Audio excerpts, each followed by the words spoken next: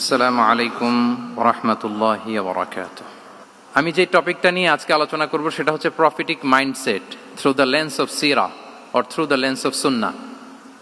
রাসূল সাল্লাল্লাহু আলাইহি ওয়াসাল্লাম ওনার মাইন্ডসেট কেমন ছিল? মাইন্ডসেট শব্দটার সাথে আমরা মোটামুটি পরিচিত না, সবাই কি বলেন?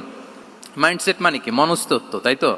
মানুষের মেন্টাল অ্যাটিটিউড, সে যেভাবে ভাবে, যেভাবে চিন্তা করে, একটা মানুষ তার চারপাশের জগৎটাকে যেভাবে দেখে, যেভাবে ভাবে, যেভাবে চিন্তা করে এবং যেভাবে সে সিদ্ধান্ত নেয়, এটাকে বলে তার mindset, the way of thinking. তো রাসূলুল্লাহ সাল্লাল্লাহু আলাইহি ওয়া আলিহি ওয়াসাল্লামের মাইন্ডসেট কেমন ছিল? তিনি বিভিন্ন সিচুয়েশনে কিভাবে সিচুয়েশনটাকে ডিল করতেন, ওনার অ্যাপ্রোচ কেমন ছিল, কোন পরিস্থিতিতে কিভাবে রিয়্যাক্ট করতেন, কিভাবে রেসপন্স করতেন, কিভাবে থিঙ্ক করতেন, কিভাবে ডিসিশন মেকিং করতেন, এই টোটাল বিষয়টাকে আজকে আমরা prophetic mindset through the lens of সিরাতে কভার করবার চেষ্টা করবো ইনশাআল্লাহ। একটু ভারী টপিক, তারপরে খুব সহজ করে উপস্থাপন প্রেজেন্টেশন করতে পারলে এটা বোঝা যাবে ইনশাআল্লাহ বিইذনিল্লাহ। তাহলে আমি প্রায়ই রাসূল সাল্লাল্লাহু আলাইহি ওয়াসাল্লামের মাইন্ডসেট বোঝানোর জন্য সিরাতে ঢুকে যাব, মানে রাসূল সাল্লাল্লাহু আলাইহি ওয়াসাল্লামের আসিরা আল আতিরা আল মুবারাকা, ওনার বায়োগ্রাফিতে প্রবেশ করব এবং সেখান থেকে রেফারেন্সগুলো শেয়ার করব আপনাদের সাথে, এবং সুন্নাহ থেকে রেফারেন্স শেয়ার করব, যাতে করে আমাদের কাছে ক্লিয়ার হয় যে ওনার মাইন্ডসেটটা কেমন, দৃষ্টিভঙ্গি কেমন। আমরা অনেকে বলি না যে দৃষ্টিভঙ্গি বদলান তো জীবন বদলে যাবে, এটা বলি না আমরা? তার মানে এটা খুব গুরুত্বপূর্ণ, মাইন্ডসেট খুব গুরুত্বপূর্ণ। আমরা প্রফিটিক মাইন্ডসেট নিয়ে কথা বলবো ইনশাআল্লাহ। আমি আমার রিসার্চে 12টা মাইন্ডসেট খুঁজে পেয়েছি, based on my personal research. আরও কিছু মাইন্ডসেট থাকতে পারে, কিন্তু মেইনলি ঘুরে ফিরে এই 12টার মধ্যেই সীমাবদ্ধ রাসূল সাল্লাল্লাহু আলাইহি ওয়াসাল্লামের মাইন্ডসেট। সেই 12টা মাইন্ডসেট কি কি, আমি পয়েন্টগুলো উল্লেখ করে আমি মূল আলোচনাতে প্রবেশ করছি। প্রথম হচ্ছে গড সেন্ট্রিক মাইন্ডসেট, 2 নম্বরে ভিশন ওরিয়েন্টেড, 3 নম্বরে উইজডম ড্রিভেন, 4 নম্বরে রিফর্ম সেন্ট্রিক, 5 নম্বরে ওপেন মাইন্ডেড, 6 নম্বর এন্টারপ্রেনাল, 7 নম্বর কনসিডারেট, 8 নম্বর ট্রান্সপারেন্ট, 9 নম্বর এপ্রিসিয়েটিভ, 10 নম্বর হচ্ছে ফ্লেক্সিবল, 11 নম্বর অপটিমিস্টিক, 12 নম্বর হচ্ছে resilient. Based on my research, আমার ক্ষুদ্র গবেষণায় আমি খুঁজে পেয়েছি যে রাসূল সাল্লাল্লাহু আলাইহি ওয়াসাল্লাম এই ধরনের মানসিকতার অধিকারী ছিলেন, এই অ্যাপ্রোচের অধিকারী ছিলেন। প্রথম যেই মাইন্ডসেটটা নিয়ে আমরা আলোচনা করব সেটা হচ্ছে গড সেন্ট্রিক মাইন্ডসেট বা আল্লাহ সেন্ট্রিক মাইন্ডসেট। অর্থাৎ রাসূল সাল্লাল্লাহু আলাইহি ওয়াসাল্লাম যে কোনো কাজে তিনি আল্লাহ তাআলাকে ফিল করতেন, সব কিছু ছিল আল্লাহ তাআলা কেন্দ্রিক। যাই তিনি করতেন না কেন, একজন মহান সত্তার সন্তুষ্টির জন্যই তিনি সেটা করতেন। তিনি কে? আওয়াজ করে বলুন, তিনি কে? আল্লাহ সুবহানাহু ওয়া তাআলা। তার সন্তুষ্টির জন্যই তিনি সব কিছু করতেন এবং সব সময় তিনি এটা ফিল করতেন যে আমার আসল ভরসা স্থল হচ্ছে আল্লাহ তাআলা। আসল ভরসা স্থল কে? আল্লাহ তাআলা। এবং আল্লাহকেই তিনি ওনার নিজের অভিভাবক হিসেবে সবসময় চিন্তা করতেন এবং তার দয়ার পরশেই যে আমরা বেঁচে আছি, তিনি যে আমাকে আগলে রেখেছেন, সার্বক্ষণিক এটাকে মনের মধ্যে ধারণ করা, সবসময় এই চিন্তাটা ভেতরে লালন করা, এটাকেই বলে গড সেন্ট্রিক মাইন্ডসেট বা আল্লাহ সেন্ট্রিক মাইন্ডসেট। এই মাইন্ডসেটের অধিকারী যদি আপনি হতে পারেন, আপনি একটা ডিভাইন পাওয়ার শিল্ডের ভেতরে থাকবেন, একটা ডিভাইন প্রোটেকশনে থাকবেন। চারিদিকে তুফান, ঝঞ্ঝা, ঝড়, অনেক কিছু, কোনো কিছু আপনাকে স্পর্শ করবে না, কারণ আপনার গড সেন্ট্রিক মাইন্ডসেট আছে। একটা মহাশক্তিধর সত্তার সাথে আপনার সংযোগায়ন আছে, কানেক্টিভিটি আছে। সো প্রথম মাইন্ডসেটটা হচ্ছে গড সেন্ট্রিক মাইন্ডসেট। রাসূল সাল্লাল্লাহু আলাইহি ওয়াসাল্লাম সবসময় সবকিছু আল্লাহ তাআলার সন্তুষ্টির জন্য করতেন এবং তিনি ভাবতেন আমার কেউ না থাক, আল্লাহ আছে। যার কেউ নাই তার কে থাকে? আল্লাহ আছে। এটাই হচ্ছে গড সেন্ট্রিক মাইন্ডসেট। আসুন আমরা সিরাতের ভেতরে ঢুকে যাই, যেহেতু আমরা বলেছি থ্রু দ্য লেন্স অফ সিরা। সিরাতের পরতে পরতে, সুন্নাহর পরতে পরতে আমরা দেখব যে তিনি গড সেন্ট্রিক মাইন্ডসেটের অধিকারী ছিলেন কিনা। আল্লাহর হাবিব সাল্লাল্লাহু আলাইহি ওয়া আলিহি ওয়াসাল্লাম একবার একটা যুদ্ধ থেকে ফেরার পথে মরুভূমির মাঝখানে সেনাবাহিনীকে থামিয়ে বিশ্রামের ঘোষণা দিলেন যে তোমরা একটু বিশ্রাম নাও। তো উনি একটা গাছের নিচে বিশ্রামের জন্য গেলেন এবং সেখানে গাছের ডালে ওনার তলোয়ারটা ঝুলিয়ে রাখলেন, ঝুলিয়ে বিশ্রাম নিতে লাগলেন, ঘুমিয়ে পড়লেন। হঠাৎ এক বেদুইন এসে রাসূল সাল্লাল্লাহু আলাইহি ওয়াসাল্লামের এই কোষবদ্ধ তলোয়ারটা কোষমুক্ত করে এরকম হাতে নিল। রাসূল সাল্লাল্লাহু আলাইহি ওয়াসাল্লাম ঘুম থেকে জেগে উঠলেন। এবার বেদুইন বলতে আরম্ভ করলো, মাইয়ামনাউকা মিন্নি, এই মুহাম্মদ তোমাকে এবার কে বাঁচাবে বলো, এই তো আমার হাতে তলোয়ার, কে বাঁচাবে? সাথে সাথেই আল্লাহর হাবিব সাল্লাল্লাহু আলাইহি ওয়া আলিহি ওয়াসাল্লাম উনি উত্তরে বললেন আল্লাহ। উত্তরে কি বললেন? কোনো চিন্তা ভাবনা নাই যে ওরে আঘাত করা যায় কিনা পাল্টা, বা কোনোভাবে ওর কনফিডেন্স ডাউন করা যায় কিনা, এদিক সেদিক কারো সাপোর্ট চাওয়া যায় কিনা, কোনো দিকে না তাকিয়ে কি বললেন? আল্লাহ। সব সময় তিনি আল্লাহ কেন্দ্রিক ছিলেন। এটাকে বলে গড সেন্ট্রিক মাইন্ডসেট। যে কোনো পরিস্থিতিতে তিনি আল্লাহ যে আমার সাথে আছেন এটা কল্পনা করতেন। এবং সুনানে আবু দাউদের একটি বর্ণনা এসেছে, রাসূল সাল্লাল্লাহু আলাইহি ওয়াসাল্লাম কানা নবী সাল্লাল্লাহু আলাইহি ওয়াসাল্লাম ইযা হাযাবাহু আমরুন সাল্লা, তাকে যখন কোনো জিনিস বিচলিত করত তিনি জায়নামাজের মুসল্লায় দাঁড়িয়ে যেতেন, সালাতের জন্য দাঁড়িয়ে যেতেন। বিপদে পড়লেই আল্লাহর কাছে সেটা সঁপে দিতেন, শেয়ার করতেন। আমরা বর্তমানে কোনো বিপদে পড়লেই কি করি? আগে কোথায় শেয়ার করি? ফেসবুকে। আসলে করা উচিত কার সাথে? হ্যাঁ, আমার স্ত্রীর সাথে শেয়ার করার আগেও শেয়ার করব কার সাথে? আমার বন্ধুর সাথে শেয়ার করার আগেও শেয়ার করব কার সাথে? আল্লাহর সাথে। আমরা যদি হিজরতের ঘটনাটাকে একটু অ্যানালাইজ করি তাহলে দেখব যে গারে সাউরে যখন আল্লাহ রাসূল সাল্লাল্লাহু আলাইহি ওয়াসাল্লাম এবং আবু বকর রাদিয়াল্লাহু তাআলা আনহু ওনারা আশ্রয় নিয়েছিলেন রাত্রিবেলায়, কুরাইশরা যখন খুঁজতেছিল, আবু বকর রাদিয়াল্লাহু তাআলা আনহু বলেন যে কুরাইশদের পা দেখা যাচ্ছে, ওরা যে হেঁটে যাচ্ছে, একটু উকি মারলেই আমাদেরকে দেখা যায়। তিনি অত্যন্ত ভীত সন্ত্রস্ত, তটস্থ, নিজের জন্য নয়, রাসূল সাল্লাল্লাহু আলাইহি ওয়াসাল্লামের সেফটির জন্য। রাসূল সাল্লাল্লাহু আলাইহি ওয়াসাল্লাম আবু বকর রাদিয়াল্লাহু তাআলা আনহুকে বলেন যে আবু বকর চিন্তা করো না, লা তাহসান ইন্নাল্লাহা মা'ানা, আবু বকর চিন্তা করো না, আল্লাহ আমাদের সাথে আছেন।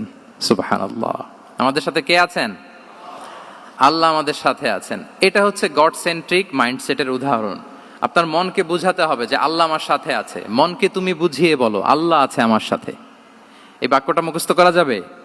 মনকে তুমি বুঝিয়ে বলো আল্লাহ আছেন আমার সাথে।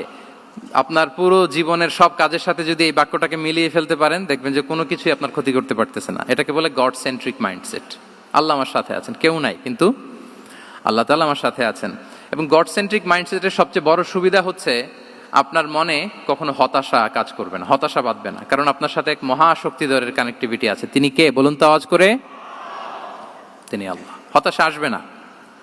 এই যে আমাদের জাতীয় জীবনের এখন সবচাইতে বড় বড় সমস্যাগুলোর যদি আমরা লিস্ট করি, একটা বড় সমস্যা হচ্ছে ডিপ্রেশন, তাই না? আমরা ডিপ্রেশনে ভুগি না? আপনাদের ডিপ্রেশন হয় কখনো? আচ্ছা, ডিপ্রেশন কাকে বলে আগে বলে। ডিপ্রেশন হচ্ছে আপনার আর আপনার রবের মাঝে যে দূরত্ব, এটার নাম ডিপ্রেশন। আই রিপিট, আমার আর আমার রবের মাঝে যে গ্যাপ, আমাদের সম্পর্কের যে দূরত্ব, এটার নাম কি? ডিপ্রেশন। আপনি যত আল্লাহর সাথে সম্পর্ক জোরদার করতে পারবেন, ডিপ্রেশন আপনার থেকে দৌড়ে পালাবে। এজন্য আমাদের বিশ্বাসীদের জীবনে কোনো ডিপ্রেশন নাই। আছে? আমাদের ডিকশনারিতে কোনো ডিপ্রেশন আছে বলেন তো? আমাদের সাথে আল্লাহর সম্পর্ক কেমন বলেন? মজবুত? আলহামদুলিল্লাহ পড়ুন সবাই। তাহলে ডিপ্রেশন হচ্ছে আপনার আর আপনার রবের মাঝে যে দূরত্ব, এই দূরত্ব দূর করে দেন, ডিপ্রেশন আপনিই পালাবে। আমরা আরো কিছু সিরা থেকে ইনসিডেন্ট নিয়ে দেখি যে গড সেন্ট্রিক মাইন্ডসেটটা কেমন।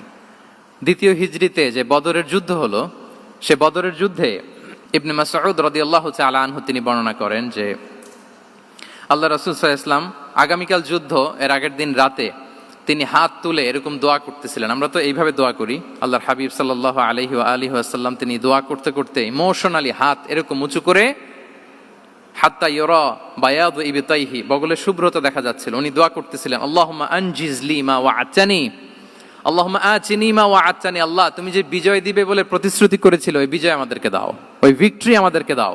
দোয়া করছিলেন। সাইয়েদনা আলী রাদিয়াল্লাহু তাআলা আনহু উনি বর্ণনা করছেন যে বদরের যুদ্ধের আগের রাতে আমরা সবাই ঘুমোচ্ছিলাম, কিন্তু রাসূল সাল্লাল্লাহু আলাইহি ওয়াসাল্লামকে দেখলাম যে না, উনি হাত তুলে শুধু আল্লাহর কাছে কান্না করছেন, দোয়া করছেন। আবু বকর রাদিয়াল্লাহু তাআলা আনহু উনি বলেন যে আমি যে দেখলাম যে তিনি ফজর পর্যন্ত দোয়া চালিয়েই যাচ্ছিলেন, দোয়া চালিয়েই যাচ্ছিলেন, দোয়া কন্টিনিউ করছিলেন তিনি। এবং দোয়া করতে করতে রাসূল সাল্লাল্লাহু আলাইহি ওয়াসাল্লাম এতটাই ইমোশনাল হয়ে গেলেন যে ওনার গায়ের চাদরটা নিচে পড়ে গেল। আবু বকর রাদিয়াল্লাহু তাআলা আনহু যে বলেন ইয়া নবী আল্লাহ কাফাকা মুনাশাদাতুকা রাব্বাক ফাইন্নাহু সায়ুনজিজু লাকা মা ওয়া'দাক, হে নবী যথেষ্ট, এনাফ ইজ এনাফ, অনেক হয়েছে নবী, আন্না, আর কাঁদতে হবে না, আপনার রব আপনাকে ভিক্টরি বা বিজয় দান করবে ইনশাআল্লাহ। তাহলে দেখেন, যুদ্ধের আগের রাতে সেনাপ্রধান কি করে? এই কৌশল ওই কৌশল, কোন দিক দিয়ে অ্যাটাক করা যাবে, ওয়ার স্ট্র্যাটেজি ঠিক করে, তার সাথে যারা আছে তাদের সাথে পরামর্শ করে। কিন্তু রাসূল সাল্লাল্লাহু আলাইহি ওয়াসাল্লাম সব কিছু সেট করে দিয়ে কার সাথে কানেক্টিভিটি গড়েছেন বলুন তো? আল্লাহর সাথে।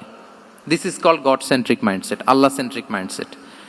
আমার হৃদয়টা সবসময় কার সাথে জুড়ে থাকবে? আল্লাহর সাথে, কারণ উনি ছাড়া আমার কোনো ঠিকানাই নাই। তাহলে এই মেন্টালিটি যদি আমরা ধারণ করতে পারি, এটাকে বলে গড সেন্ট্রিক মাইন্ডসেট। তাহলে রাসূলুল্লাহ সাল্লাল্লাহু আলাইহি ওয়া আলিহি ওয়াসাল্লামের যে 12টা মাইন্ডসেটের কথা আমরা বলেছি, তার প্রথমটা হচ্ছে গড সেন্ট্রিক। আল্লাহ তাআলা আমাদেরকে গড সেন্ট্রিক মাইন্ডসেট দান করুক। আমরা যে কোনো পরিস্থিতিতে যেভাবেই থাকি না কেন, আমরা বিপদে আপদে সবসময় ভরসা রাখবো কার উপর?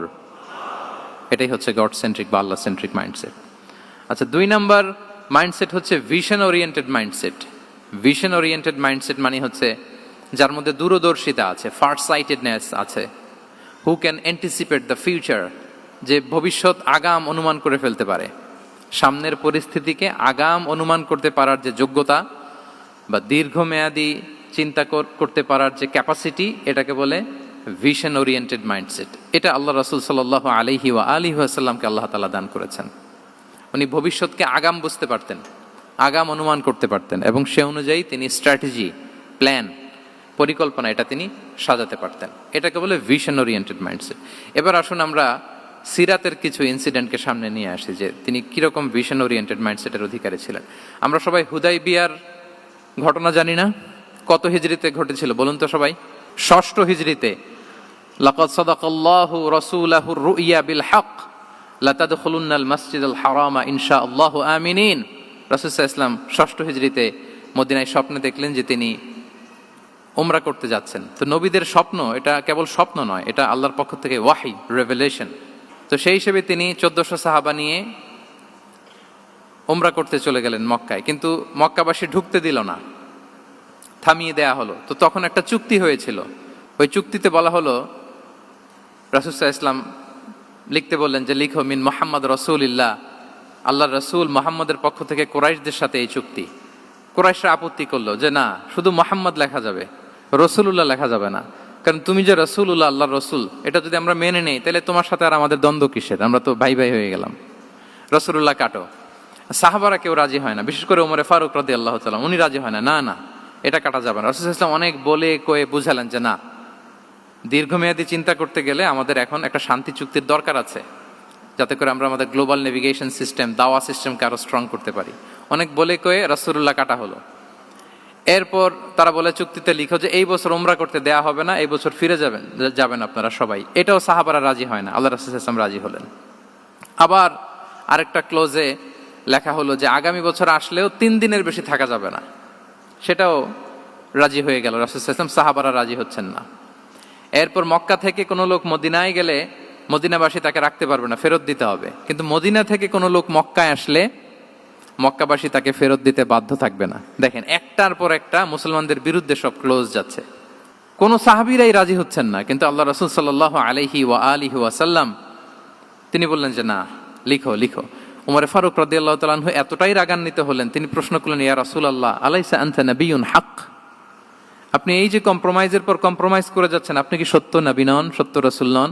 আলাসনা আলা দীনিন হক, আমরা কি সত্যের উপর প্রতিষ্ঠিত নই?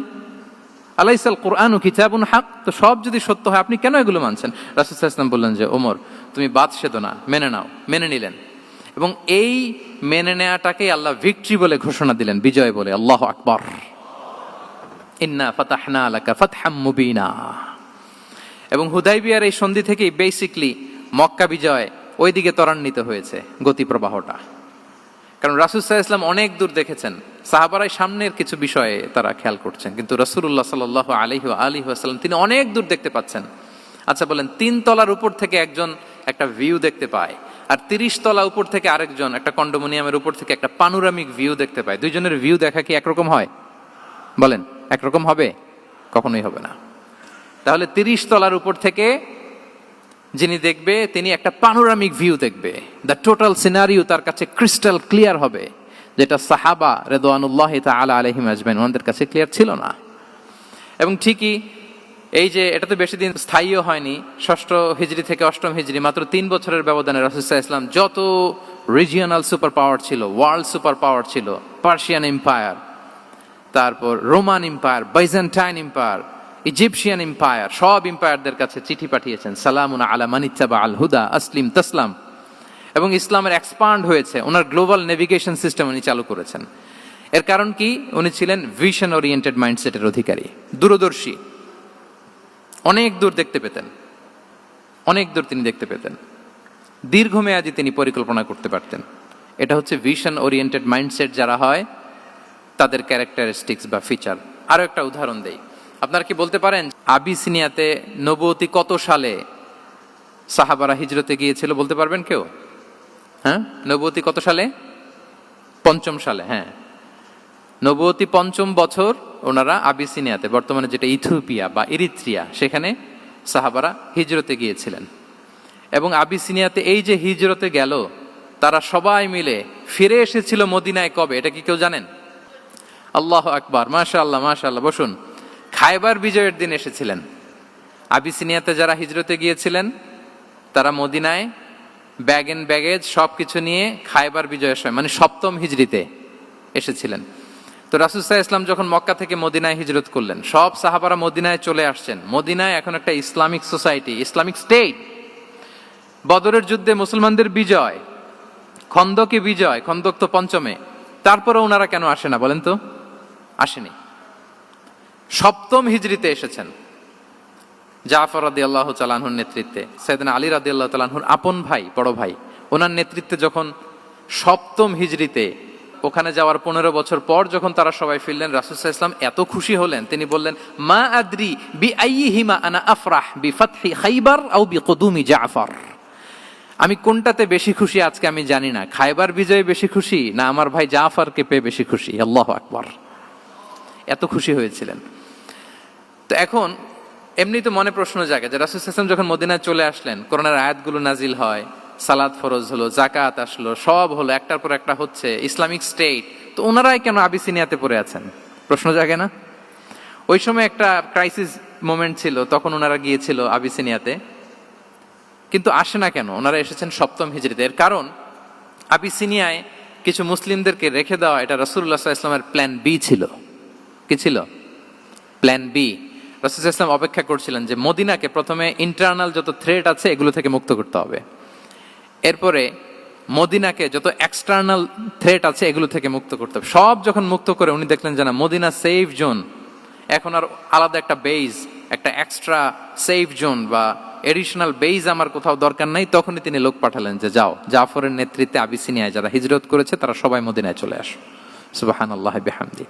তাহলে একটা প্ল্যানে কাজ করতেন না। আমরা তো এরকম করি, একটাই প্ল্যান। প্ল্যান কয়টা? এটা যদি ওয়ার্ক না করে শেষ, আমও নাই, সালাও নাই। কিন্তু রাসূলুল্লাহ সাল্লাল্লাহু আলাইহি ওয়া আলিহি ওয়াসাল্লামের প্ল্যান এ ছিল, প্ল্যান বি ছিল, প্ল্যান সি ছিল। প্ল্যান এ ওয়ার্ক না করলে প্ল্যান বি তে যেতেন, বি ওয়ার্ক না করলে সি তে যেতেন, এইভাবে তিনি কাজ করতেন।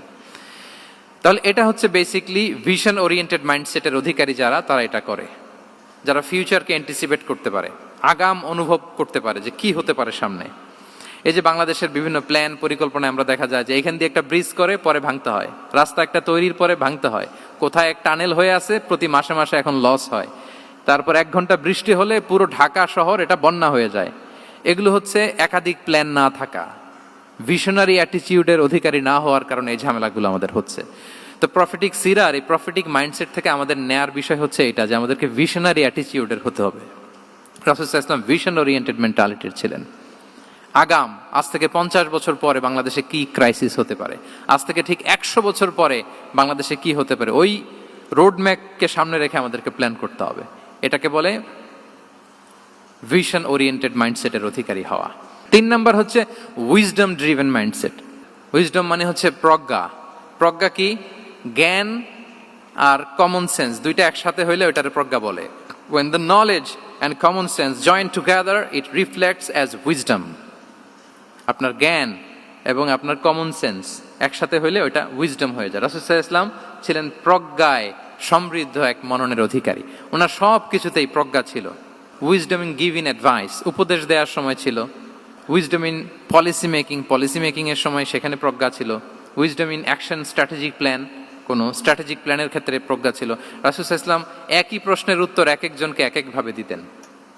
অনেক সাহাবারা জিজ্ঞেস করতেন যে রাসূলুল্লাহ, একই প্রশ্ন, একে বললেন এইটা, ওরে বললেন ওইটা, ওরে বললেন আরেকটা, এটা কেন? তো রাসূল সাল্লাল্লাহু আলাইহি ওয়াসাল্লাম বললেন যে আমি জানি ওর কিসে ঘাটতি, আমি জানি ওর কি প্রয়োজন, আমি জানি ওকে কোন নাসিহাটা দিলে কাজ করবে, ফলে এক একজনকে আমি এক একভাবে ক্লারিফাই করেছি। আল্লাহু আকবার। This is called wisdom. আচ্ছা, উইজডম, রাসূল সাল্লাল্লাহু আলাইহি ওয়াসাল্লাম যে উইজডম ড্রিভেন মাইন্ডসেটের অধিকারী ছিলেন, এটার কয়েকটা এক্সাম্পল আমরা সিরাত থেকে দেখি।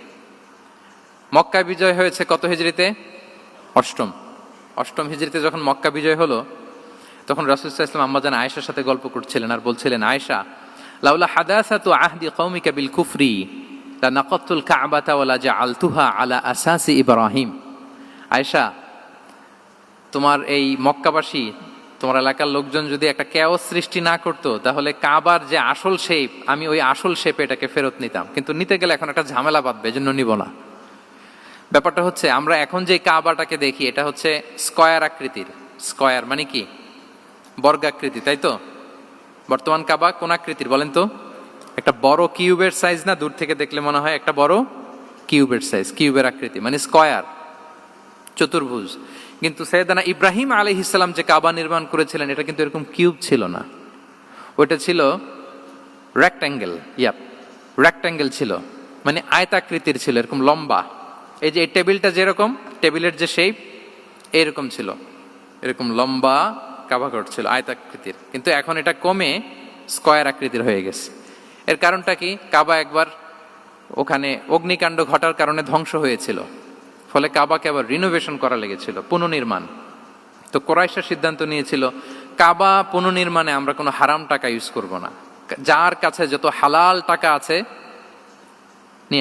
নিয়ে আসা হলো। কিন্তু হালাল টাকা যতটুকু জমা হয়েছে, এটা দিয়ে পুরো কাবা নির্মাণ হয় না, অর্ধেক হয়। ফলে কাবা যে আয়তাকৃতির ছিল, সেটা না হয়ে গেছে কি বলেন? বর্গাকৃতির, মানে স্কয়ার। ওই স্কয়ার কাবাই আজ পর্যন্ত রয়ে গেছে।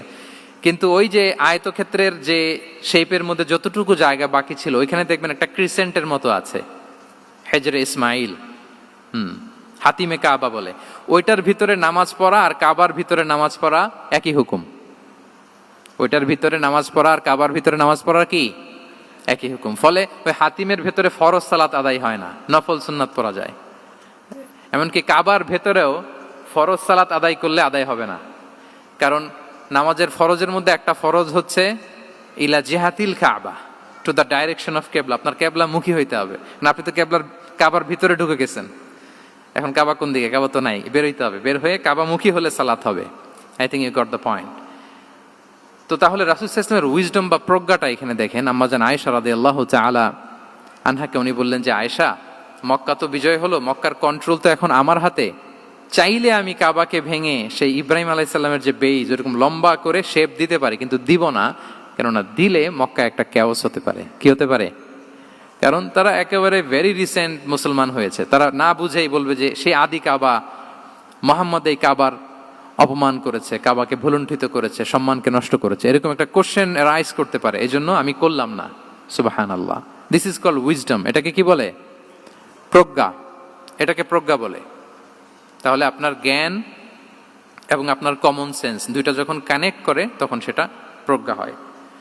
প্রজ্ঞার আরেকটা উদাহরণ যদি দেই সিরাত থেকে, রাসূল সাল্লাল্লাহু আলাইহি ওয়াসাল্লামের যে কনফ্লিক্ট রিজলভিং ক্যাপাসিটি ছিল, যখন কাবাকে পুনর্নির্মাণ করা হচ্ছে, তখন হাজরে আসওয়াদকে বের করা লেগেছিল, এবং রিনোভেশন শেষে আবার হাজরে আসওয়াদকে তার জায়গা মতো, মানে ব্ল্যাক স্টোন, যেটাতে চুমু দিলে মানুষের গুনাহ মাফ হয়ে যায়, হাজরে আসওয়াদ, চিনতে পেরেছেন না?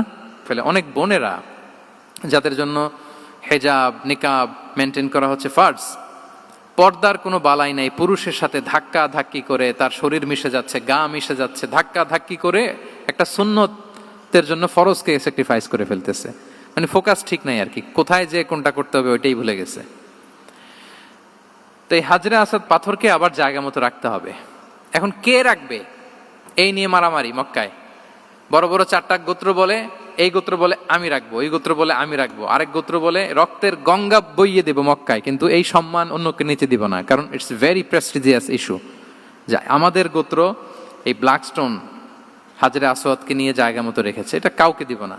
তো সবাই যখন মারমুখী, তখন আল্লাহ রাসূল সাল্লাল্লাহু আলাইহি ওয়া আলিহি ওয়াসাল্লাম তিনি সমাধান দিলেন যে মারামারির দরকার নাই, একটা চাদর নিয়ে আসো। নিয়ে আসা হলো। 4 গোত্রের 4 লিডারকে বললেন, চাদরের 4 কোনা ধরো। চারজন চার কোনা ধরলো, রাসূল সাল্লাল্লাহু আলাইহি ওয়াসাল্লাম তিনি পাথরটা নিয়ে মাঝখানে রাখলেন। এবার চার নেতাকে বললো, আসো, জাতীয় চার নেতা চলে আসো, কাবার সামনে চলে আসলো। এরপরে আল্লাহ রাসূল সাল্লাল্লাহু আলাইহি ওয়াসাল্লাম ওনার মোবারক হাত দিয়ে, বরকতময় হাত দিয়ে হাজরা আসওয়াদকে নিয়ে নিজ হাতে রাখলেন। এবার সবাই হ্যাপি, কারণ অংশগ্রহণ করতে পারছে। আসলে মূল স্ট্যাটাস কিন্তু চলে গেছে রাসূলের দিকে, নাকি? ওরা তো এটা টাচও করতে পারে নাই, পারছে? ওরা চাদর ধরেই হ্যাপি, কিন্তু পাথরটা ধরেছিল কে? রাসূল সাল্লাল্লাহু আলাইহি ওয়াসাল্লাম। চাদরে রেখেছিল কে? রাসূল সাল্লাল্লাহু আলাইহি ওয়াসাল্লাম। চাদর থেকে নিয়ে আবার কাবা ঘরে সেট করেছিল কে? রাসূলুল্লাহ সাল্লাল্লাহু আলাইহি ওয়া আলিহি ওয়াসাল্লাম। এভাবে উনি কনফ্লিক্ট রিজলভ করতেন থ্রু হিজ উইজডম, ওনার প্রজ্ঞার মধ্য দিয়ে। আমরা যদি তায়েফের ঘটনা দেখি, রক্তাক্ত হয়েছেন, পাহাড় রক্ষী ফেরেশতারা এসে বলেছে, রাসূলুল্লাহ জাস্ট অর্ডার করেন, আমরা কলাপস করবো এমন ভাবে the entire Taif city will be collapsed, একেবারে স্ম্যাশ করে দিব, পাউডার হয়ে যাবে।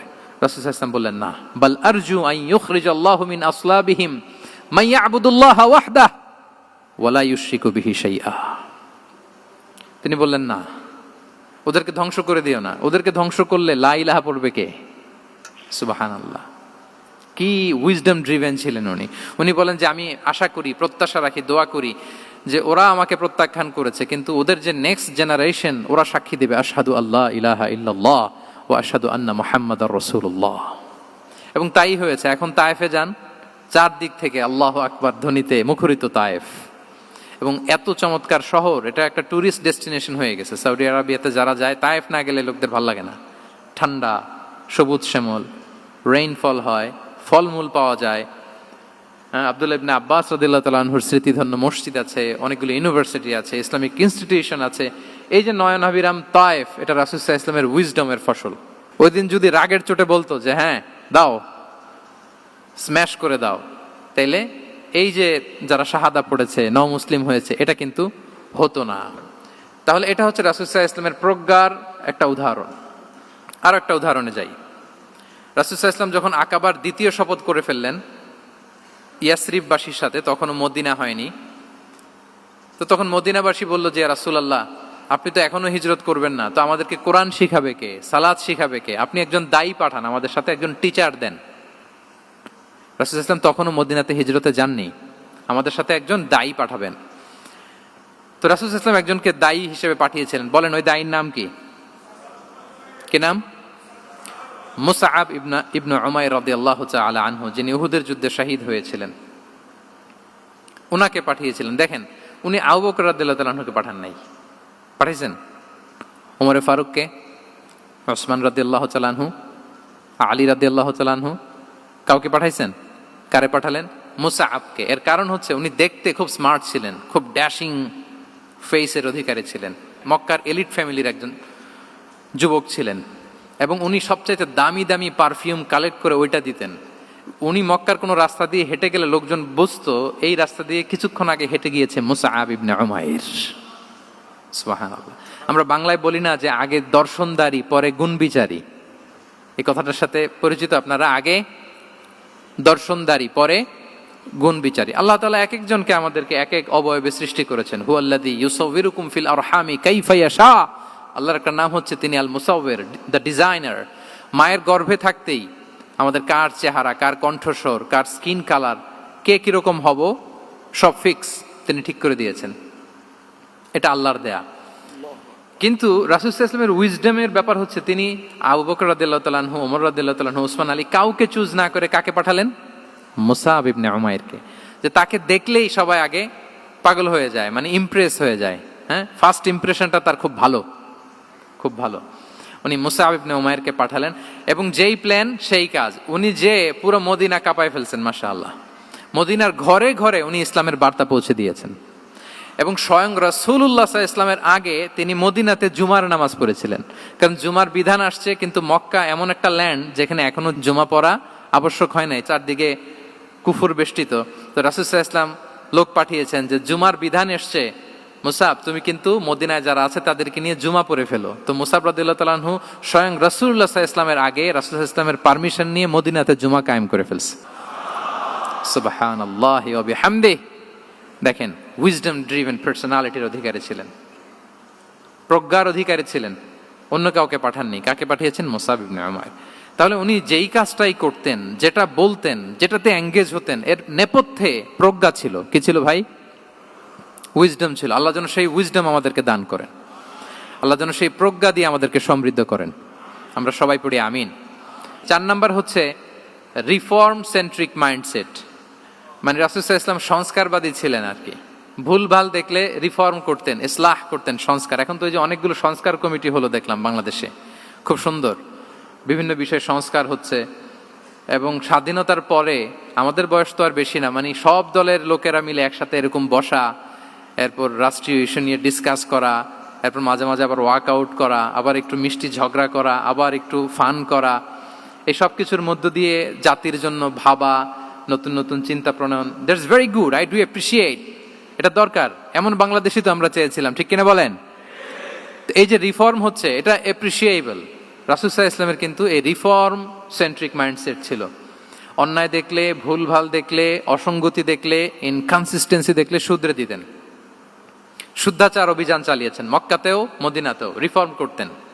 সব খারাপকে তিনি ভালো দিয়ে পরিবর্তন করে দিতেন। আসুন সিরাতের আয়নায়, থ্রু দ্য লেন্স অফ সিরা, আমরা দেখি কিভাবে পরিবর্তন করতেন। রাসূল সাল্লাল্লাহু আলাইহি ওয়াসাল্লামের একটা আদত বা হ্যাবিট ছিল, তিনি কোনো ব্যক্তির বা কোনো স্থানের কোনো বাজে নাম বা খারাপ নাম দেখলে ওটা ভালো নামে চেঞ্জ করে দিতেন। মক্কা থেকে মদিনায় হিজরতের আগে মদিনার নাম ছিল ইয়াসরিব। কি ছিল?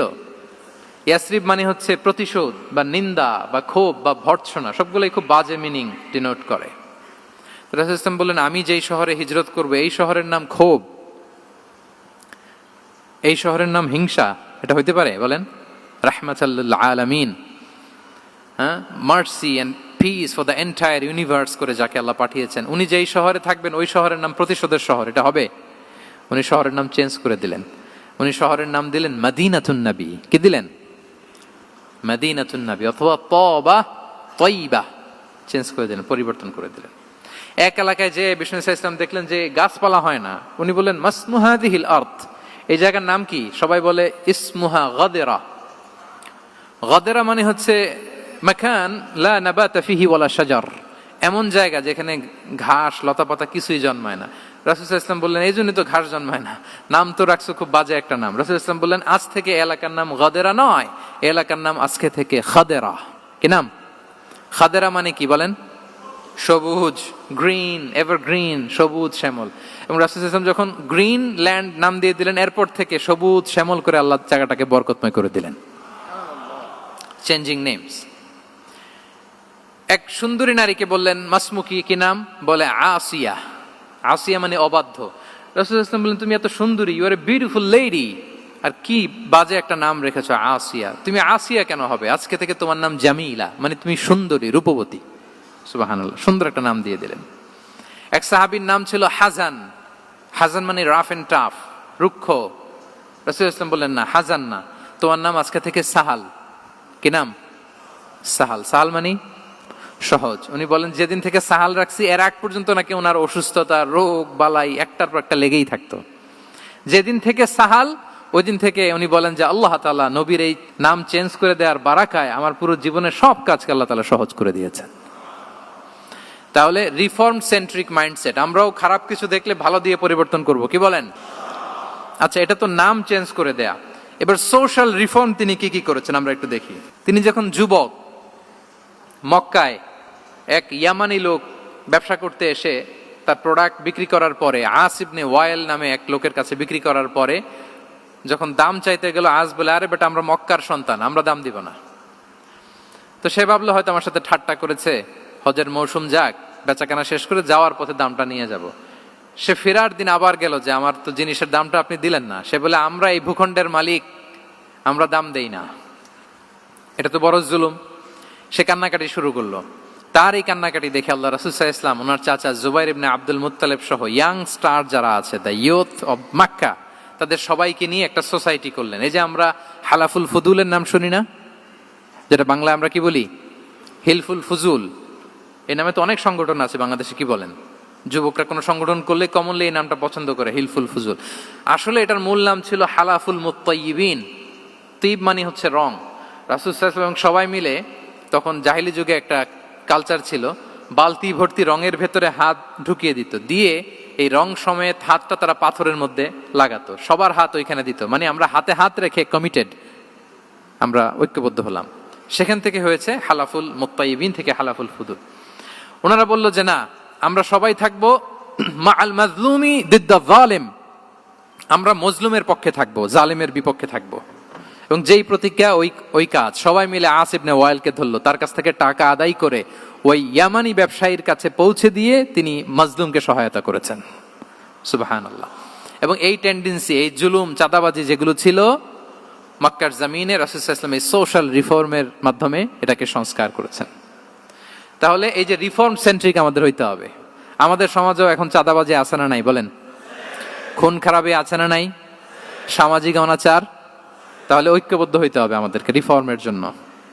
যুবক যারা আমরা আছি, যাদেরকে আল্লাহ আমাদের বলার সুযোগ দিয়েছে, লেখার সুযোগ দিয়েছে, ফিল্ডে কাজের সুযোগ দিয়েছে, আমরা সবসময় মজলুমের পক্ষে থাকবো, আমরা সবসময় জালেমের বিপক্ষে থাকবো। আমাদের নীরবতা আর আমাদের নিশ্চুপ থাকাই জালিমদেরকে আরো বড় বড় জালিম বানিয়েছে। এজন্য নাহনু মাআল মাজলুম দিদ্দা যালিম, এটা হচ্ছে আমাদের স্লোগান। আমরা কাদের সাথে? মজলুমের সাথে। আওয়াজ করে বলেন, কার সাথে? ইত্তাকু দাওয়াতাল মাজলুম। রাসূল সাল্লাল্লাহু আলাইহি ওয়াসাল্লাম বলেন, তোমরা মাজলুমের কান্নাকে ভয় করো, কেননা মাজলুমের কান্না আর আল্লাহর মাঝে কোনো ফারাক থাকে না, কোনো পর্দা থাকে না, বদদোয়া করলেই কবুল হয়ে যায়। তাহলে এভাবে রাসূলুল্লাহ সাল্লাল্লাহু আলাইহি ওয়া আলিহি ওয়াসাল্লাম তিনি সোশ্যাল রিফর্ম করেছেন।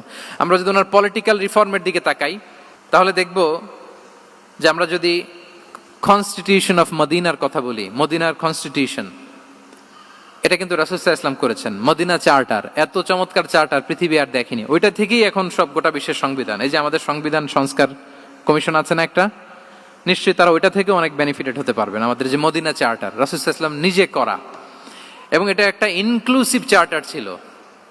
মুসলিম, পেগানস, জুইশ, সব ধর্মের মানুষকে নিয়ে তিনি মদিনাতে ওয়ান উম্মাহ ঘোষণা দিয়েছিলেন। One ummah, we are one উম্মাহ।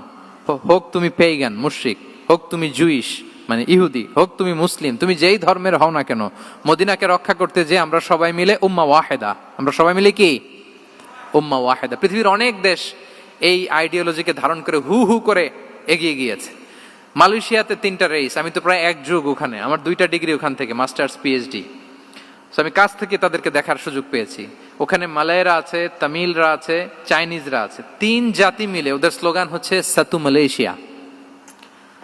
মালয় ভাষায় সাতু মানে হচ্ছে ওয়ান, মালয় ভাষায় সাতু মানে কি ওয়ান। সাতু মালয়েশিয়া মানে আমরা হতে পারি চাইনিজ, হতে পারি তামিল, কিংবা হতে পারি মালয় ভূমিপুত্রা, কিন্তু সবাই মিলে দেশের স্বার্থে আমরা সবাই কি এক। এটাই লাগবে আমাদের নতুন বাংলাদেশে। জুলাই আপরাইজিং এর পরে আমাদের এই ঐক্যবদ্ধ থাকার বাংলাদেশ আমরা চাই কি চাই না বলেন?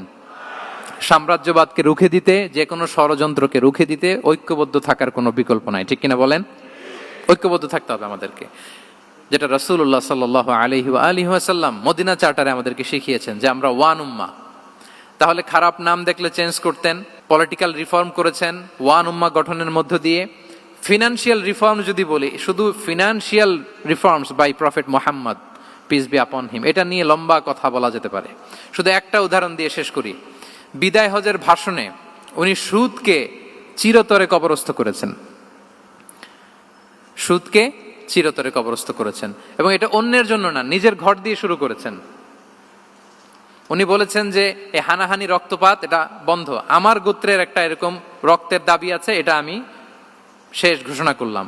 এরপর বললেন যে সুদ কবর দিলাম, অন্য জায়গা থেকে না, আমার পরিবার থেকে। রাসূল ইসলামের চাচা স্বয়ং আব্বাস রাদিয়াল্লাহু তাআলা আনহুর অনেক সুদের ট্রানজাকশন ছিল, ইন্টারেস্ট, সুদের ব্যবসা ছিল।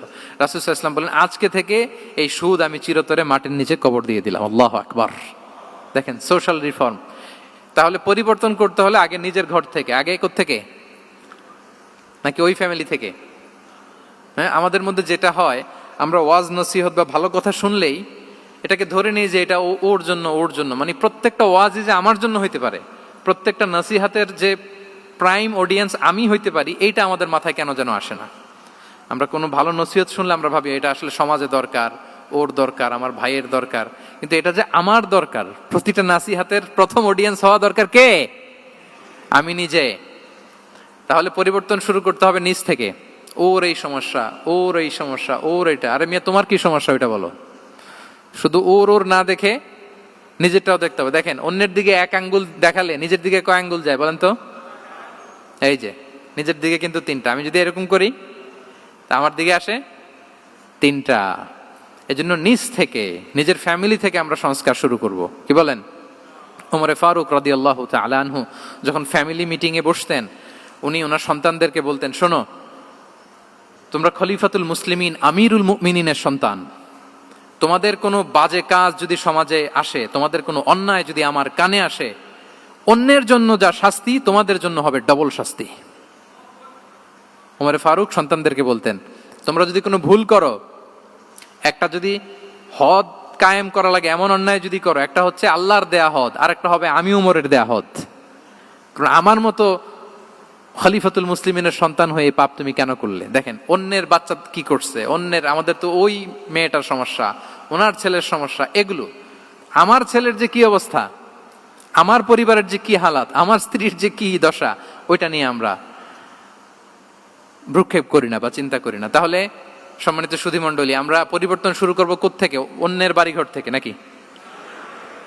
হ্যাঁ, কোত্থেকে? নিজ থেকে। আল্লাহ তাআলা আমাদেরকে তৌফিক দান করুক।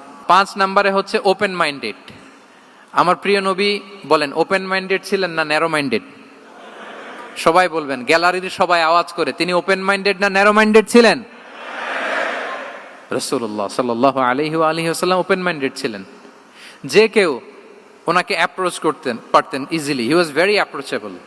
ছোট বড় আবাল বৃদ্ধ বনিতা ওনার সাথে কথা বলতে স্বাচ্ছন্দ্য বোধ করতো, ভয় পেত না। এজন্য সিরাতের পরতে পরতে দেখবেন, এক শিশু এসে প্রশ্ন করে, নারী এসে প্রশ্ন করে, বৃদ্ধ এসে প্রশ্ন করে, বন্ধু এসে প্রশ্ন করে, শত্রু এসে কনভারসেশন করে, সবাই এসে ওনার সাথে কথা বলতে পারতো। সুবহানাল্লাহ। এবং এগুলো উনি অ্যাকোমোডেট করতে পারতেন। কি করতে পারতেন? অ্যাকোমোডেট করতেন। ছোট্ট একটা উদাহরণ দেই, আসির আল হালাবিয়া থেকে নেয়া একটা বিখ্যাত সিরাতের গ্রন্থ। বদরের যুদ্ধে রাসূল সাল্লাল্লাহু আলাইহি ওয়াসাল্লাম বদরের মাঠে সেনা ক্যাম্প স্থাপন করলেন। কি ক্যাম্প? সেনা ক্যাম্প স্থাপন করলেন। আল হুবাব ইবনুল মুনজির রাদিয়াল্লাহু তাআলা আনহু এক সাহাবী, উনি বললেন, ইয়া রাসূলুল্লাহ, এই যে সেনা শিবির যে এখানে স্থাপন করলেন, এটা কি আপনার নিজের ইচ্ছায় না আল্লাহর আদেশে? দেখেন, সেনাপতিরে কোনো সাধারণ সৈনিক এই প্রশ্ন করতে পারে? করলে চাকরি থাকবে? কিন্তু রাসূল সাল্লাল্লাহু আলাইহি ওয়াসাল্লামের কাছে সাহস নিয়ে আল হুবাব ইবনুল মুনজির বলে, ইয়া রাসূলুল্লাহ, এই যে সেনা শিবির স্থাপন করলেন, এটা কি আপনার ইচ্ছায় নাকি এটা ওয়াহি? রাসূল সাল্লাল্লাহু আলাইহি ওয়াসাল্লাম বললেন, না, এটা ওয়াহি না, এটা ওয়াহি না, বাল হুয়া রায়ু ওয়াল হারবু ওয়াল মাকিদা, না, এটা যুদ্ধের কৌশল হিসেবে আমি করেছি। আল হুবাব ইবনুল মুনজির বললেন, ইয়া রাসূলুল্লাহ, তাহলে সঠিক জায়গায় সেনা ক্যাম্প স্থাপন হয় নাই। রাসূলের দিকে তাকিয়ে বলতেছেন যে আপনি যেখানে করছেন ওখানে ঠিক হয় না ইয়া রাসূলুল্লাহ, আপনি অভয় দিলে আমি বলতে পারি কোথায় ঠিক হবে। রাসূল সাল্লাল্লাহু আলাইহি ওয়াসাল্লাম বললেন, তাই? আমি যেটা করছি এটা ঠিক হয় নাই, তাহলে কোনটা ঠিক বলো?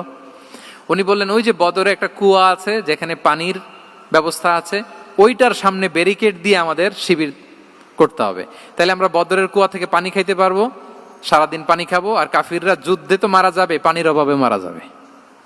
সুবহানাল্লাহ পড়বেন না? রাসূল সাল্লাল্লাহু আলাইহি ওয়াসাল্লাম বললেন, আরে তাই তো, তুমি তো ঠিকই বলেছো, এভাবে তো আমি ভেবে দেখিনি।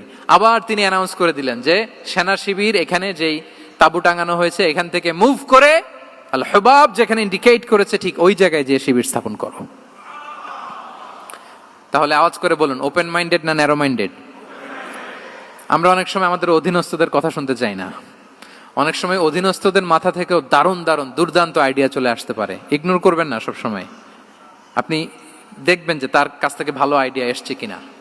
তাহলে রাসূল সাল্লাল্লাহু আলাইহি ওয়াসাল্লাম এটাকে ইগনোর না করে অ্যাকোমোডেট করলেন। সুবহানাল্লাহ। খন্দক যুদ্ধের কথা যদি দেখি, পরীক্ষা খননের অ্যাডভাইস কে দিয়েছিল? মক্কার কোন লোক? মদিনার? কে দিয়েছিল? সালমান আল ফারিসি। বাড়ি কোথায়? ইরান, পারস্য। হি ওয়াজ পার্সিয়ান বেসিক্যালি। তাহলে দেখেন, সেই পারস্য থেকে এসে বললেন যে এখানে পরীক্ষা খনন করলে ভালো হয়। 5.5 কিলোমিটার পরীক্ষা খনন করে ফেললেন।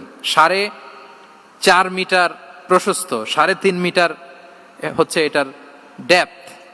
পুরো মদিনার সবাই মিলে এটা করে ফেললেন। তার মানে আমি সব বুঝি, আমি সব জানি, এই মেন্টালিটি থেকে আমাদের বেড়ে আসতে হবে। এটা হচ্ছে একটা ন্যারো মাইন্ডেড পার্সোনালিটির অধিকারী, যে আমি যেটা বলছি ওইটা, এটার পরে কোনো কথা নেই, এটা ভুল। বরং আমার টিমের মধ্যে থেকে যদি কোনো ভালো অপিনিয়ন আসে সেটা আমি রিভাইজ করব। কি বলেন, পারা যাবে না? তাহলে ওপেন মাইন্ডেড পার্সোনালিটি ছিলেন রাসূলুল্লাহ সাল্লাল্লাহু আলাইহি ওয়াসাল্লাম। 6 নম্বর মাইন্ডসেট হচ্ছে অন্টারপ্রেনাল মাইন্ডসেট। অন্টারপ্রেনাল, এখন তো এটা আপনারা সবাই খুব বেশি শোনেন, অন্টারপ্রেনারশিপ, অন্টারপ্রেনাল মাইন্ডসেট আসলে অনেক কিছুর সমন্বয় হয়। 1 নম্বর, যার প্রোঅ্যাক্টিভ অ্যাটিটিউড যাদের থাকে, solution focused, not problem focused.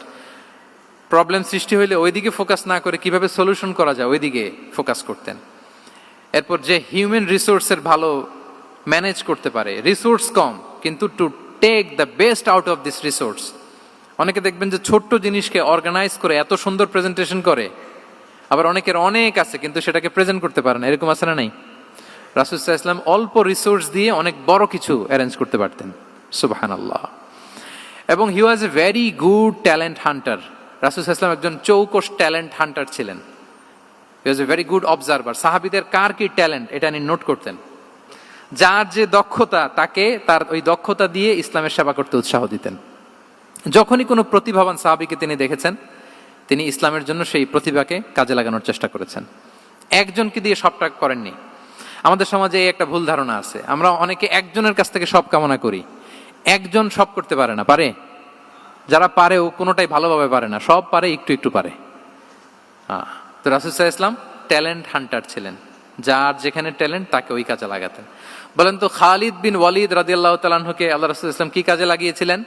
অনেক পরে ইসলাম ধর্ম গ্রহণ করেছেন, কিন্তু যুদ্ধের অভিযানে পাঠিয়েছেন এবং পরবর্তীতে তিনি সেনা প্রধান হয়েছিলেন মুসলিম ব্যাটালিয়নের। কারণ উনি ওয়ার স্ট্র্যাটেজি জানতেন। ওনার আক্রমণের কারণে তো উহুদের প্রান্তরে মুসলিমরা প্রায় নাস্তানাবুদ হওয়ার অবস্থা, তাই না? অনেক পরে আল্লাহ তাআলা ওনাকে ইসলামের জন্য কবুল করলেন। তাহলে উনি ওয়ার স্ট্র্যাটেজি জানতেন, ফলে রাসূল সাল্লাল্লাহু আলাইহি ওয়াসাল্লাম ওনাকে যুদ্ধের জন্য কাজে লাগিয়েছেন। তাহলে সবাইকে একটা দিলে হবে না, প্যারাসিটামল 3 বেলা সবার জন্য হবে নাকি যার যে রোগ সে অনুযায়ী প্রেসক্রিপশন? হ্যাঁ, খালিদ বিন ওয়ালিদ রাদিয়াল্লাহু তাআলা আনহু তিনি সমরবিদ ছিলেন, রণকৌশলী। ওনাকে বানিয়েছেন সেনাপ্রধান। আওয়াজ করে বলুন, কি প্রধান? উনি সেনাপ্রধান হয়েছিলেন। আচ্ছা, আপনারা হাসান বিন সাবিত রাদিয়াল্লাহু তাআলা আনহুর নাম শুনেছেন নিশ্চয়ই। ওনাকেও তো যুদ্ধের ময়দানে পাঠিয়েছেন না? ওনারা পাঠিয়েছেন। ওনারা দিয়ে কি করছেন বলেন? কবিতা লিখতেন। ওনার কাব্য প্রতিভা ছিল। উনি বেসিক্যালি যুদ্ধ করতে জানতেন না, এজন্য রাসূল সাল্লাল্লাহু আলাইহি ওয়াসাল্লাম যুদ্ধে ওনাকে পাঠাতেনও না। বিভিন্ন যুদ্ধে ওনাকে না পাঠিয়ে নারীদেরকে, মদিনার নারী, শিশু, ভালনারেবলস যারা আছে তাদেরকে দেখভাল করার জন্য মদিনায় উনি রেখে যেতেন, কারণ আল্লাহ তাআলা ওনাকে কাব্য প্রতিভা দিয়েছিলেন। ওনার এক এক কবিতা পড়লে গায়ের লোম খাড়া হয়ে যায়। You will have goosebumps, literally আপনার গায়ের পশম দাঁড়িয়ে যাবে। এবং উনি ওনার কবিতা দিয়ে মুসলিমদেরকে, সাহাবীদেরকে উজ্জীবিত করতেন। মসজিদে নববীতে আল্লাহ রাসূল সাল্লাল্লাহু আলাইহি ওয়াসাল্লাম ওনার মিম্বারের পাশে শুধু হাসান বিন সাবিত রাদিয়াল্লাহু তাআলা আনহুর জন্য আলাদা একটা মিম্বার বানিয়েছিলেন, যে হাসান তুমি ওখানে উঠে কবিতা লিখে আমার সাহাবাদেরকে উজ্জীবিত করবে জিহাদের জন্য। আল্লাহু আকবার। তাহলে একজনকে সেনাপ্রধান, আরেকজনকে জাতীয় কবি, আরেকজনকে হাসান বিন সাবিত রাদিয়াল্লাহু তাআলা আনহুকে কি বানালেন? জাতীয় কবি বানালেন। আচ্ছা, হুযাইফা ইবনুল ইয়ামান রাদিয়াল্লাহু তাআলা আনহু, ওনার ছিল ডিটেকটিভ মাইন্ড, এজন্য ওনাকে রাসূল সাল্লাল্লাহু আলাইহি ওয়াসাল্লাম মদিনার গোয়েন্দা বিভাগের প্রধান বানিয়েছেন, head of detective division. Huzaifa Ibnul Yaman ছিলেন মদিনার কি? হেড অফ ইন্টেলিজেন্স, গোয়েন্দা বিভাগের প্রধান। মুআয ইবনে জাবাল রাদিয়াল্লাহু তাআলা আনহু প্রশাসনিক কাজ খুব ভালো বুঝতেন। মদিনার সবচাইতে বড় সিনিয়র আমলা ছিলেন মদিনা রাষ্ট্রের সবচাইতে সিনিয়র আমলা মুআয ইবনে জাবাল রাদিয়াল্লাহু তাআলা আনহুকে রাসূল সাল্লাল্লাহু আলাইহি ওয়াসাল্লাম কবিতা লেখার দায়িত্বও দেন নাই, গোয়েন্দাগিরি করতে দেন নাই, ওনাকে ইয়ামানের গভর্নর করে পাঠিয়েছেন। সুবহানাল্লাহি বিহামদি। তাহলে যার যে যোগ্যতা তাকে সেই জায়গায় কাজে লাগানো, এটাকে বলে এন্টারপ্রেনাল মাইন্ডসেট। এটা কি বলে? এন্টারপ্রেনাল মাইন্ডসেট। আল্লাহ হাবিব সাল্লাল্লাহু আলাইহি ওয়াসাল্লামের এই মাইন্ডসেট ছিল। 7 নম্বর মাইন্ডসেট হচ্ছে কনসিডারেট মাইন্ডসেট। কনসিডারেট মানে হচ্ছে সুবিবেচক, যার বিবেচনা আছে, অথবা যে অন্যের প্রতি সহানুভূতিশীল, উচ্চ বিবেকবোধ সম্পন্ন ব্যক্তিত্ব। রাসূল সাল্লাল্লাহু আলাইহি ওয়াসাল্লাম he was the man of 6 senses. ওনার 6টা সেন্স কাজ করতে একসাথে। কয়টা? আমাদের করে কয়টা? 5টা তো আল্লাহ দিছে, অনেকের 3টাও কাজ করে না। কোন দিক দিয়ে কি হচ্ছে দিন দুনিয়ায় নাই, সে একেবারে অন্য জগতের মানুষ। কি হচ্ছে চোখ কান খোলা নাই, কিছু জানা নাই। কিন্তু রাসূল সাল্লাল্লাহু আলাইহি ওয়াসাল্লাম he was man of 6 senses. চারদিকে কোথায় কি হচ্ছে, কার একটু অসুবিধা হয়ে যাচ্ছে, কার একটু সমস্যা, খুব অন্যের ব্যথায় ব্যথিত ছিলেন, অন্যের দুঃখে দুঃখী ছিলেন।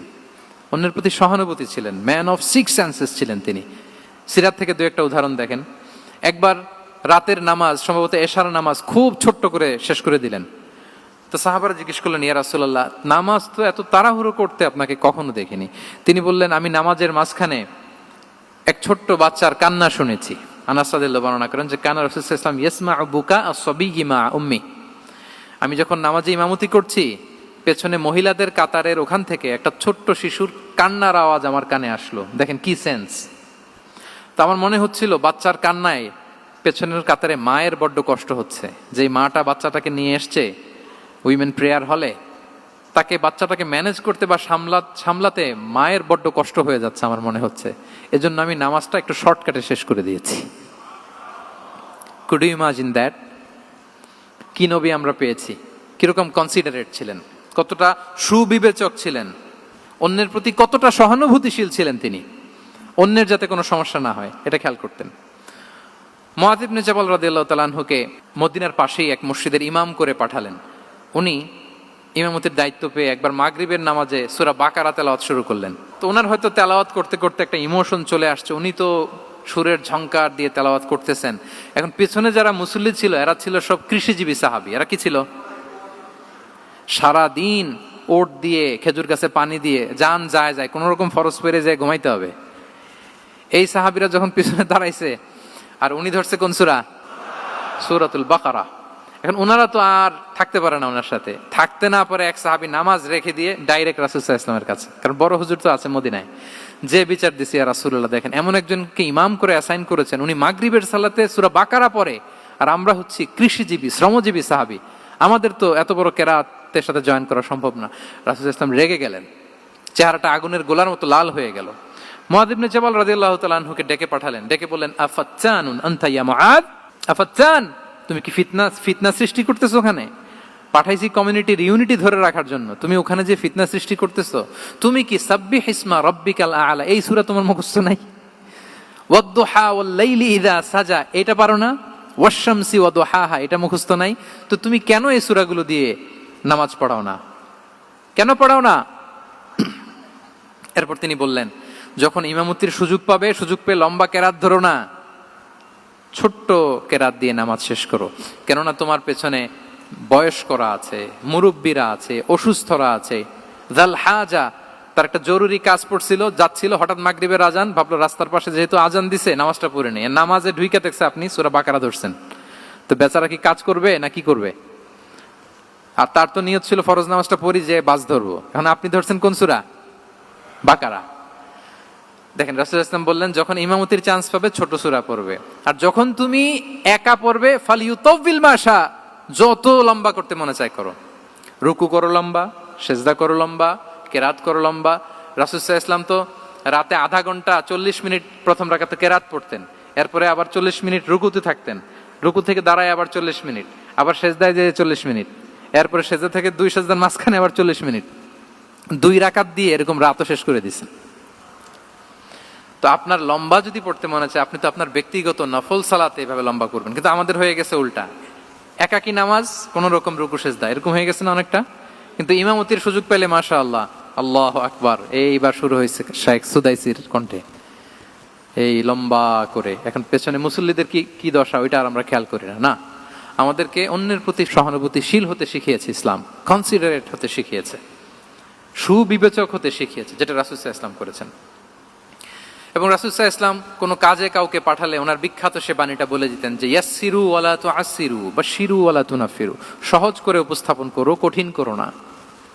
সুসংবাদ দিও, মানুষকে দিন থেকে ভাগিও না।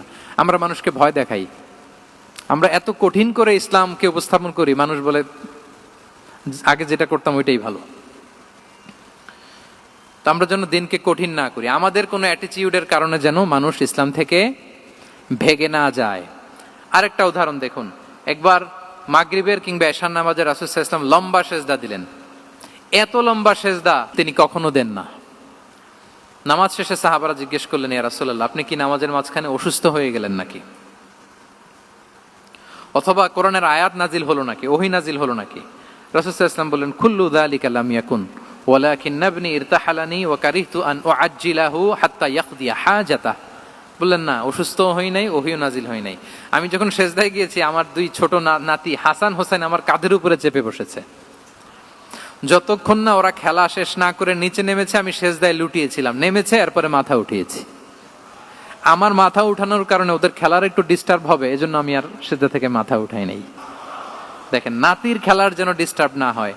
পেছনের মহিলা সারির এক বোনের নামাজের সমস্যা হচ্ছে, এগুলো উনি খেয়াল করতেন, ছোট্ট ছোট্ট বিষয়গুলো উনি খেয়াল করতেন। এটাকে বলে কনসিডারেট মাইন্ডসেট। কি বলে? তাহলে আমরা অন্যের প্রতি যেন সহানুভূতিশীল হই, নাকি শুধু নিজেরটাই দেখবো? অন্যেরটা দেখার দরকার আছে না নাই বলেন? 8 নাম্বার হচ্ছে ট্রান্সপারেন্সি। ট্রান্সপারেন্সি মানে হচ্ছে স্বচ্ছতা। ওনার জীবনের চাইতে, ওনার বায়োগ্রাফির চাইতে স্বচ্ছ বায়োগ্রাফি আপনি পাবেন না।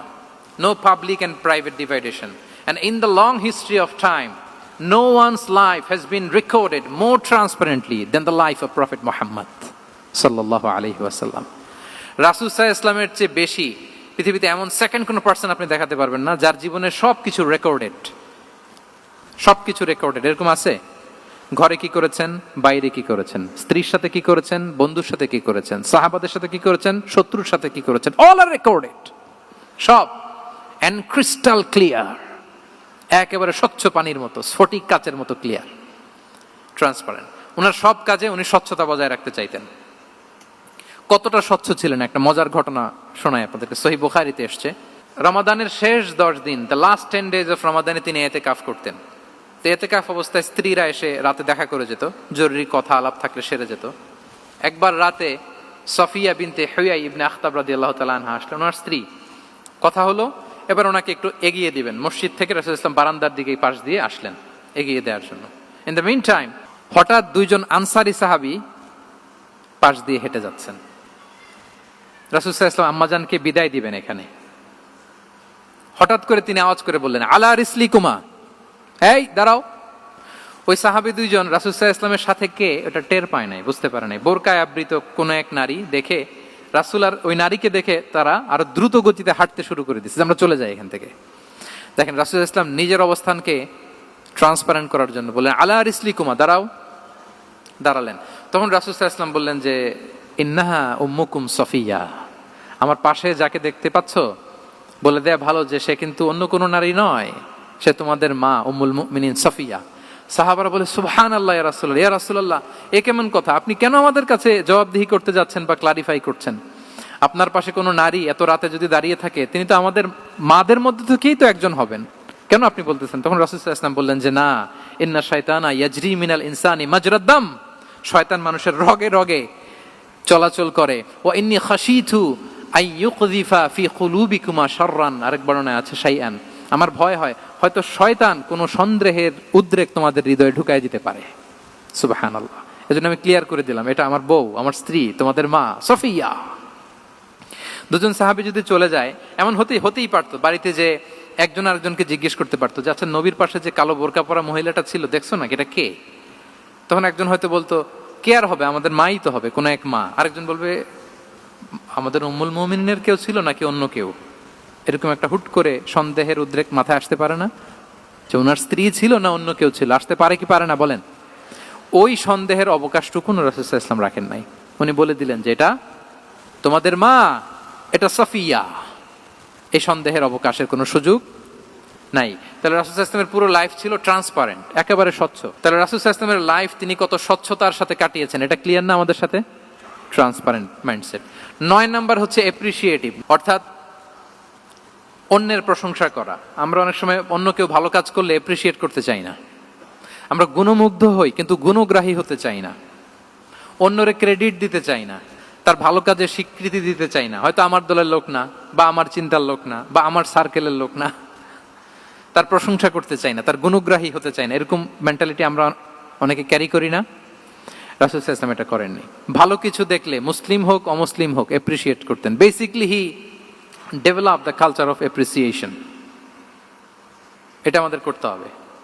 আপনার ছেলে ভালো কিছু করেছে, অ্যাপ্রিশিয়েট করেন, ও কনফিডেন্স ফিরে পাবে। আপনার স্ত্রী ভালো রান্না করেছে, অ্যাপ্রিশিয়েট করেন, সে আনন্দিত হবে। আপনার বন্ধু ভালো কিছু একটা করেছে, তাকে ইন্সপায়ার করেন, অ্যাপ্রিশিয়েট করেন। রাসূল সাল্লাল্লাহু আলাইহি ওয়াসাল্লাম একবার এক বৈঠকে 8 জন সাহাবীকে 8টা কমপ্লিমেন্ট দিয়েছেন। 8টা অ্যাপ্রিসিয়েশন দিয়েছেন। তিনি বলেছেন আরহামু উম্মতি বি উম্মতি আবু বকর। দেখেন 8 জন সাহাবীর 8টা গুণের বর্ণনা দিচ্ছেন। তিনি বললেন আমার উম্মতের মধ্যে সবচাইতে রহম দিলের সাহাবী হচ্ছে কে? আবু বকর রাদিয়াল্লাহু তাআলা। এত রহম দিলের ছিলেন, উনি যখন আল্লাহ রাসূল সাল্লাল্লাহু আলাইহি ওয়াসাল্লামের ইন্তেকালের পরে মসজিদে নববীতে যখন নামাজে দাঁড়াতেন, কান্নার চোটে উনি কেরাতই পড়তে পারতেন না। কমপ্লেন করতো সাহাবারা যে আমরা তো কেরাত বুঝি না, একটু স্পষ্ট করে পড়েন, কান্না একটু থামান। কেন কাঁদতেন?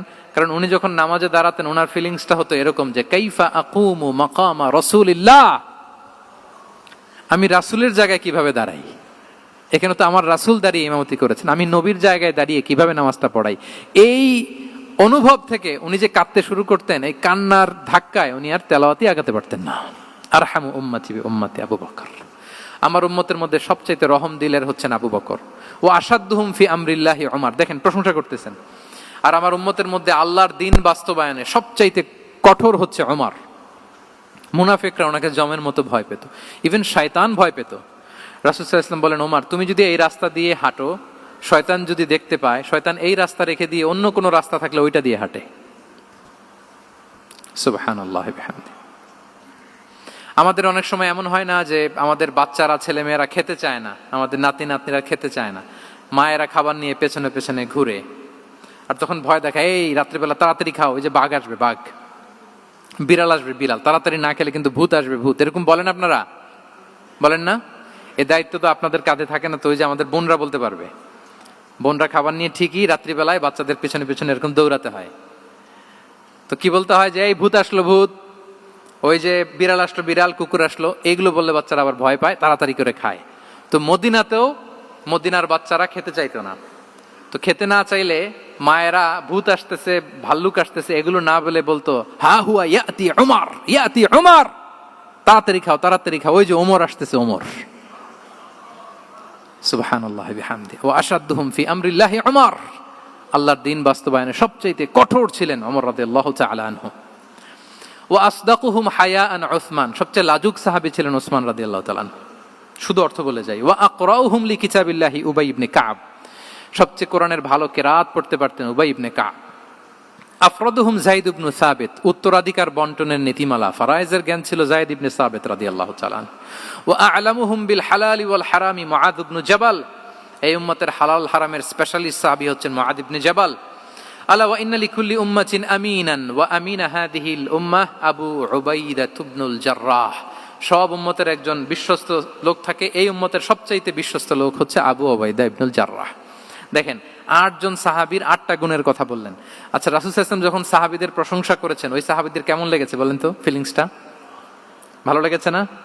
হৃদয়ে জুড়িয়েছে, ইন্সপায়ার্ড হয়েছেন, মোটিভেটেড হয়েছেন। সাহাবীদের মধ্যে সবচাইতে সুরেলা গলার কণ্ঠের অধিকারী ছিলেন আবু মুসা আল-আশআরী রাদিয়াল্লাহু তাআলা আনহু। তো রাসূল সাল্লাল্লাহু আলাইহি ওয়াসাল্লাম একবার রাত্রিবেলা তার বাসার পাশ দিয়ে যাচ্ছিলেন, দীর্ঘ সময় ওনার কণ্ঠের তেলাওয়াত শুনলেন। পরের দিন সকালে বললেন যে আবু মুসা, তুমি তো চমৎকার গলায় তেলাওয়াত করো। আবু মুসা বলে, ইয়া রাসূলুল্লাহ, আমি তো কোনোদিন আপনার সামনে দাঁড়িয়ে তেলাওয়াত করি না, আপনি কি করে জানলেন? রাসূল সাল্লাল্লাহু আলাইহি ওয়াসাল্লাম বললেন, গত রাতে তুমি যখন তেলাওয়াত করছিলে, আমি তোমার ঘরের পাশ দিয়ে যাচ্ছিলাম, আমি মনোযোগ দিয়ে শুনেছি। আবু মুসা বলে, ইয়া রাসূলুল্লাহ, আপনি আমার তেলাওয়াত শুনতেছেন, ওইটা জানলে তো আমি ফজর পর্যন্ত তেলাওয়াত চালিয়ে যেতাম, হাত্তাল ফাজর আমি তেলাওয়াত চালিয়ে যেতাম ইয়া রাসূলুল্লাহ। আল্লাহ রাসূল সাল্লাল্লাহু আলাইহি ওয়াসাল্লাম তখন বললেন, লাকাদ উতিতা মিজমারান মিন মাজামিরি আলি দাউদ। হে আবু মুসা, দাউদ আলাইহিস সালামের গলায় আল্লাহ তাআলা যেমনি সুরের ঝংকার দিয়েছেন, এই উম্মতের মধ্যে তোমার গলায় আল্লাহ সেই সুরের লহরী ঢেলে দিয়েছে। বলেন এই অ্যাপ্রিসিয়েশন যখন রাসূলের মুখ থেকে পাইলো কেমন লাগবে ওনার? এখানে ধরেন আপনি কেউ হাফেজে কোরআন শেখ সুদাইস যদি বলে যে মাশাআল্লাহ মাশাআল্লাহ আনতা কারিউল কুররা, আপনাকে যদি এটা বলে কেমন লাগবে আপনার? হ্যাঁ, সারা দুনিয়া তো এটা বলে বেড়াবেন যে শেখ সুদাইস আমার রেসিটেশনের প্রশংসা করেছে, খাবার ইমাম আমার প্রশংসা এপ্রিসিয়েট করেছে। আর স্বয়ং রাসূলুল্লাহ সাল্লাল্লাহু আলাইহি ওয়াসাল্লাম যখন বলে তোমার গলায় আল্লাহ সুরের ঝংকার ঢেলে দিয়েছে, তখন ওনার কেমন লেগেছে? এজন্য আপনার ছেলে মেয়ে, স্ত্রী, বন্ধু, আপনার সার্কেলের কেউ কোনো ভালো কাজ করলে কৃপণতা করবেন না, এপ্রিসিয়েট করুন। রাসূল সাল্লাল্লাহু আলাইহি ওয়াসাল্লাম এপ্রিসিয়েশন আমাদেরকে শিখিয়েছেন। ইভেন মুখাইরেক নামে এক ইহুদি ছিল, মদিনার সব ইহুদিরা বিট্রে করেছে, কিন্তু এই মুখাইরেক নামে এক ইহুদি উহুদের যুদ্ধে মুসলিমদের পক্ষে লড়াই করে নিহত হয়েছে, সে তার কথা রেখেছে। মুসলিম সাহাবীদের শহীদদের লাশের সাথে যখন এই ইহুদি তার লাশও আনা হলো, রাসূল সাল্লাল্লাহু আলাইহি ওয়াসাল্লাম তার দিকে তাকায় বললেন, মুখাইরিক খায়রু ইয়াহুদ, Mukhayriq is the best among Jewish. তিনি বললেন মুখাইরিক, এই পৃথিবীতে যত ইহুদি আছে এখানকার ইহুদিদের মধ্যে মুখাইরিক হচ্ছে সবচেয়ে শ্রেষ্ঠ ইহুদি। দেখেন মুখাইরিক কোন ধর্মের ছিলেন? মুসলিম নাকি? কোন ধর্মের? ইহুদি হওয়ার পরেও তাকে এপ্রিসিয়েশন করতে রাসূল সাল্লাল্লাহু আলাইহি ওয়াসাল্লাম ভুলেন নাই। তাহলে আমরা যেন এপ্রিসিয়েটিভ মাইন্ডসেটের অধিকারী হই। 10 নম্বরে হচ্ছে ফ্লেক্সিবল, মানে কোনো বিষয়ে খুব অনড় হয়ে থাকা, এটা রাসূল সাল্লাল্লাহু আলাইহি ওয়াসাল্লাম ছিলেন না, ফ্লেক্সিবল ছিলেন। আমরা অনেক সময় বলি না যে ভাই আপনি কি 9টায় আসতে পারবেন না 10টায়, বলে আম ফ্লেক্সিবল উইথ দিস, মানে যেটা বলবেন আমার সমস্যা, এরকম ইজি গোয়িং ছিলেন উনি, গো ধরে থাকতেন না, যে কোনো পরিস্থিতিকে সামলে নিতেন। ফ্লেক্সিবল হচ্ছে যে কোনো পরিবেশ পরিস্থিতির সাথে নিজেকে মানিয়ে নেওয়া, খাপ খাওয়া, নিজেকে সামলে নেওয়া, সলিউশন বের করে ফেলা, এটা রাসূল সাল্লাল্লাহু আলাইহি ওয়াসাল্লামের ছিল, এটাকে বলে ফ্লেক্সিবল মাইন্ডসেট। নাজরানের 60 জন খ্রিস্টান পাদ্রী এসেছিল মদিনায় দেখা করতে। এখন এত মানুষকে সম্মানিত মেহমান উনি কোথায় বসতে দিবেন? পরামর্শ করলেন কোথায় বসতে দেওয়া যায়। এক সাহাবী বলে আমার কাছে কিছু খেজুর পাতা আছে, ওটা বিছায়া একটা জায়গা করি ওখানে বসি। রাসূল সাল্লাল্লাহু আলাইহি ওয়াসাল্লাম বললেন না, দামি মেহমান, এটা হয়। আরেকজন বলে বিকেল বেলায় তো সূর্য পড়ে যাবে, পাহাড়ের ছায়ায় উহুদ পাহাড়ের ওই পাশে যেয়ে বসি। রাসূল সাল্লাল্লাহু আলাইহি ওয়াসাল্লাম বললেন না, এটাও তো হয় না। বলতে বলতে ওই 60 জন পাদ্রী চলেই আসছেন এই মানে বিদেশি মেহমান, ফরেন ডেলিগেশন। কি করবেন? রাসূল সাল্লাল্লাহু আলাইহি ওয়াসাল্লাম 60 জনকে মসজিদে নববীর ভেতরে নিয়ে বসালেন, মসজিদে নববীর ভেতরে বসালেন। এবং সিরাতে ইবনে ইসহাকে এসেছে যে তখন ওদের আবার ইবাদতের সময় হয়েছে, রাসূল সাল্লাল্লাহু আলাইহি ওয়াসাল্লাম তাদেরকে ইবাদতের সুযোগ দিয়েছেন। তাদের কিবলা পূর্ব দিকে, তারা পূর্ব দিকে হয়ে 60 জন ওখানে ইবাদত করেছে, তাদের ধর্ম রীতি অনুযায়ী সালাত আদায় করছে। দেখেন কতটা ফ্লেক্সিবল ছিলেন রাসূল সাল্লাল্লাহু আলাইহি ওয়াসাল্লাম। ফজরের সালাতের পরে ঘরে ঢুকেই আম্মা জান আয়েশাকে জিজ্ঞেস করতেন কোনো খাবার আছে? আম্মা জান আয়েশা যদি বলতেন আছে, তিনি সেটা খেতেন।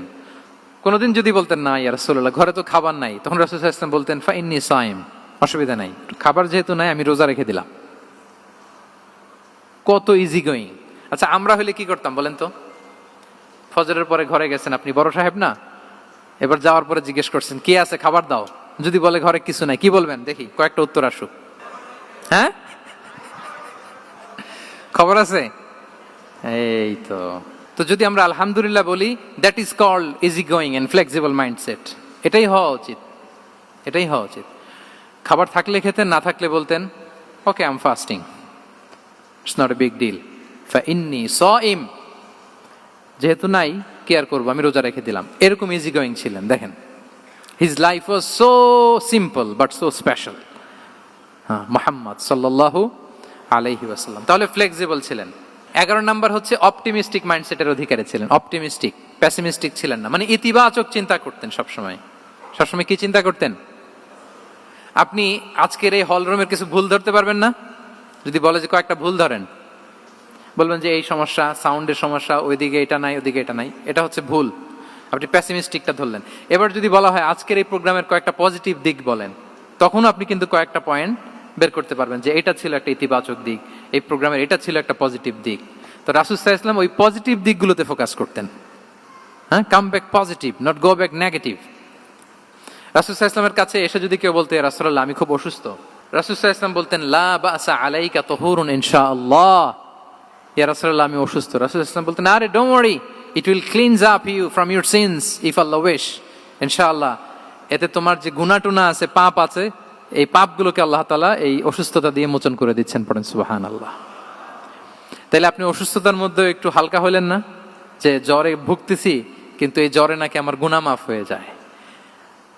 পেটের ব্যথায় আক্রান্ত, মাথা ব্যথায় আক্রান্ত, কিন্তু এটাতে নাকি আল্লাহ আমার পাপ মোচন করে দেয়, তাহলে একটু ভাল লাগবে না? তাহলে দেখেন একটা কঠিন পরিবেশকে রাসূল সাল্লাল্লাহু আলাইহি ওয়াসাল্লাম সহজ করতেন। অসুস্থ শুনলেই লা বাস তুহুর ইনশাআল্লাহ, আর কিছু হবে না, আল্লাহ তোমার গুনাহ মাফ করে দিচ্ছে।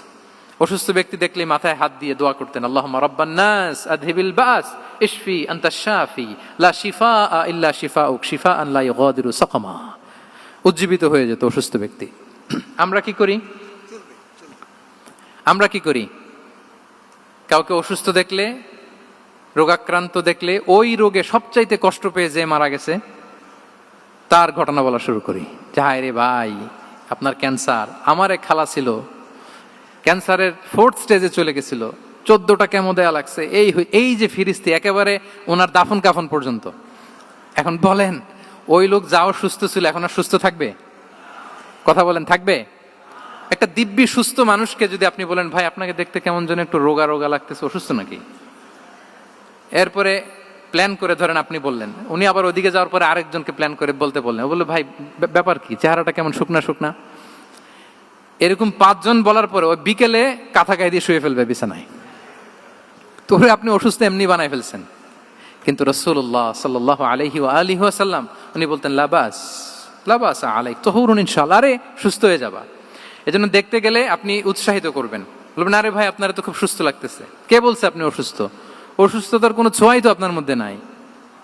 হ্যাঁ, you are looking very fine, চমৎকার লাগতেছে আপনার, কে বলছে? তো ভালো হয়ে যাচ্ছেন। এটা বললে উনি আশা পায়। আর আপনি যদি ওই রোগে সবচেয়ে কষ্ট পেয়ে যে মারা গেল, এই ঘটনা যদি ওনারে শোনান, উনি বাঁচবে বলেন? তাহলে আমরা মানুষকে উৎসাহিত করব, অপটিমিস্টিক হব, প্যাসিমিস্টিক হব না। এবার বলুন হুনাইনের যুদ্ধে, কুইজ, হুনাইনের যুদ্ধ কত হিজরিতে হয়েছিল? 8ম। হ্যাঁ, মাত্র 2-4 জন বলতেছে। আমাদের ওই যে হাসানা ফাউন্ডেশনের একটা সিরা অলিম্পিয়াড চলতেছে, এটাতে অংশগ্রহণ করতে হবে আপনাদের। আমরা প্রতিদিন একটা করে কুইজ জানান দিচ্ছি মানুষদেরকে, একেবারে সব মুখস্থ হয়ে যাবে ইনশাআল্লাহ। তাহলে 8ম হিজরিতে হাওয়াজিন বনু সাকিব গোত্রের বিশাল ব্যাটালিয়ন নিয়ে ওরা আসছে, এবং ওরা আসছে যে আমরা শুধু একা যাব না, আমাদের স্ত্রী বাচ্চা কাচ্চা, আমাদের যার ঘরে যত সম্পদ আছে সব নিয়ে মরুভূমিতে যাব। এটা নিয়ে যাব কেন? সবার মধ্যে যেন ইন্সপিরেশন আসে যে যদি আমরা হারি, আমরা সব শেষ, আমাদের সম্পদও নিয়ে যাবে। আর এগুলো রক্ষার জন্য হলেও মুহাম্মদের বিরুদ্ধে আমাদেরকে জয়লাভ করতে হবে। কি টেকনিক দেখেন! সব যখন নিয়ে দাঁড়াইছে বিশাল বাহিনী, এক সাহাবী এসে বলল ইয়া রাসূলুল্লাহ, কালকে তো আমাদের খবর আছে, এই বাহিনীকে আমরা কি করে পরাস্ত করব? ইয়া রাসূলুল্লাহ, এসে দেখুন, পাহাড় থেকে দেখুন কত বিশাল বাহিনী। রাসূল সাল্লাল্লাহু আলাইহি ওয়াসাল্লাম দেখা মাত্রই বললেন তিলকা গনিমাতুল মুসলিমিনা গাদান ইনশাআল্লাহ। আরবি যারা বুঝেন যে it will be the war booty for the Muslim community tomorrow ইনশাআল্লাহ। আরে এগুলো তো আমরা সব গনিমত আকারে ব্যাগে কইরা মদিনায় নিয়ে যাব। এই যুদ্ধে জয়লাভ করে যা আছে এগুলো উটে করে ওয়ার বুটি হিসেবে মদিনায় নিয়ে যাব। বলার সাথে সাথে সাহাবীদের সব ভয় দূর হয়ে গেল, আবার প্রাণ ফিরে পেলেন, সজীব হয়ে উঠলেন, উজ্জীবিত হলেন। তাহলে আমরা অপটিমিস্টিক হব, আমরা ইতিবাচক চিন্তা করব। এবং ইসলাম আল্লাহ তাআলার ব্যাপারেও আমাদেরকে ইতিবাচক ধারণা রাখতে উৎসাহিত করে। হাদিসে কুদসিতে আল্লাহ বলেন আনা ইনদা যান্নি আবিদি বি, আমার বান্দার নিকট আমি তেমন, আমার বান্দা আমার ব্যাপারে ঠিক যেমন ধারণা করে। আপনি যদি ধারণা করেন আল্লাহ দয়ালু, ঠিক আল্লাহ তাআলাকে দয়ালু পাবেন। এখন বলেন আল্লাহর ব্যাপারে কার ধারণা কেমন? আল্লাহ তাআলা খুব প্রতিশোধ পরায়ণ না? প্রচন্ড রাগী, আমাদের সবাইকে জাহান্নামে দেওয়ার জন্য বসে আছেন না? তাহলে কি ধারণা বলেন তো? তিনি দয়াময়, তিনি মেহেরবান, তিনি আমাদেরকে অবশ্যই ক্ষমা করবেন। এই বিশ্বাস আল্লাহর প্রতি আমাদের সবার আছে তো? এই বিশ্বাস যদি থাকে, ঠিকই আল্লাহ তাআলাকে রহমান রাহিম হিসেবেই আপনি পাবেন। লাস্ট হচ্ছে রেজিলিয়েন্ট। শেষ, I am going to conclude my speech today. Resilient হচ্ছে যাকে থামানো যায় না, আনস্টপেবল। সংকট কাটিয়ে ঘুরে দাঁড়ানোর সামর্থ্য যার থাকে তাকে বলে রেজিলিয়েন্ট। লেগে থাকার মানসিকতা, টিকে থাকার যোগ্যতা, সহজে হার না মানার যে অ্যাটিটিউড, এটাকে বলে রেজিলিয়েন্ট মাইন্ডসেট। রাসূল সাল্লাল্লাহু আলাইহি ওয়াসাল্লামকে আল্লাহ তাআলা এই মাইন্ডসেট দিয়েছিলেন। ওনাকে হারাইতে পারছে কেউ? জীবনের সাথে এটা সেট করে নেন যে আমি কখনো হারি না, আমি হয় জিতি নয় শিখি। আমি কখনো হয় জিতি নয় শিখি। এই মাইন্ডসেট যদি গ্রো করেন, আপনার হারাইতে পারবে কেউ? পারবে না। রাসূল সাল্লাল্লাহু আলাইহি ওয়াসাল্লাম he was unstoppable, having unbelievable সাবর। ধৈর্যের পাহাড় নিয়ে, আনস্টপেবল অ্যাটিটিউড নিয়ে তিনি শুধু সামনে গিয়েছেন, পেছনে যান নাই কখনো। সীমাহীন কষ্ট আর সংগ্রামের মধ্য দিয়ে গিয়েছেন, থামাতে পারে নাই ওনাকে কেউ পারে নাই। ইয়াতিম হিসেবে জন্মগ্রহণ করলেন, পৃথিবীর আলো দেখবার আগে বাবাকে হারালেন, ছোট বয়সে মাকে হারালেন, পরে দাদাকে হারালেন, এরপর চাচাকে হারালেন। শিয়াবে আবি তালেবে জেল খেটেছেন 3 বছর। Physical torture, mental torture, life threat, হত্যা করার ষড়যন্ত্র হয়েছে। আল্লাহ তাআলা বলেছেন আজ রাতে হিজরত করো। ব্ল্যাক ম্যাজিক করা হয়েছে। লাবিদ ইবনুল আসাম, এক ইহুদিদের মিত্র, ওনাকে ব্ল্যাক ম্যাজিক করেছে। মারার জন্য খাদ্যে বিষ মিশিয়ে দেয়া হয়েছিল। বাজুর মাংস, খাসির বাজুর মাংস পছন্দ করতেন। খাইবারের এক ইহুদি নারী এই ছাগলের এই মাংসের মধ্যে বিষ দিয়েছিলেন। ইহুদিদের পক্ষ থেকে betray, treachery, conspiracy and what not, কি বাকি ছিল বলেন? ষড়যন্ত্রের এমন কোন ধরন ছিল না যেটা তারা বাকি রেখেছে। কিন্তু রাসূল সাল্লাল্লাহু আলাইহি ওয়াসাল্লামকে কি থামানো গিয়েছিল? বলেন, থামানো গিয়েছিল? গোটা বিশ্বব্যাপী উনি ছড়িয়ে দিয়েছিলেন লা ইলাহা মুহাম্মাদুর, so nothing can stop him. আমাদের যে লক্ষ্য, ওই লক্ষ্য পানে আমরা পৌঁছবই, আমাদেরকে কোনো কিছু থামাতে পারবে না ইনশাআল্লাহ। বলেন, আমরা আমাদের লক্ষ্য পানে মানজালে মাকসাদে দৌড়ে দৌড়ে যাব। আমাদেরকে থামিয়ে দেয়া হলে আমরা হাঁটতে থাকব, সেখানে আমাদেরকে আঘাত করা হলে আমরা হামাগুড়ি দিয়ে সামনের দিকে যেতে থাকব, সেখানেও থামিয়ে দেওয়ার চেষ্টা করা হলে আমরা আমাদের মঞ্জিলে মাকসিদের দিকে অপলক নেত্রে চেয়ে থাকব। আমাদেরকে কেউ থামাতে পারবে?